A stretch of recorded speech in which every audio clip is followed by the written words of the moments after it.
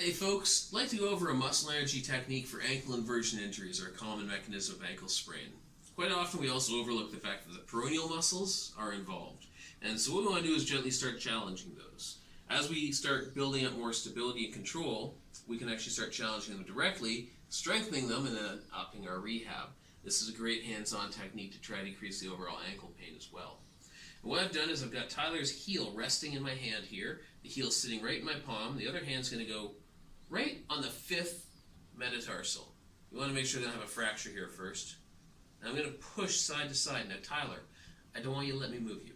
Hold it right here and don't let me move it, okay? And hold right there. And as I push, one hand in, one hand out, I'll hold for 6 seconds, and that was about 6 right there. And relax.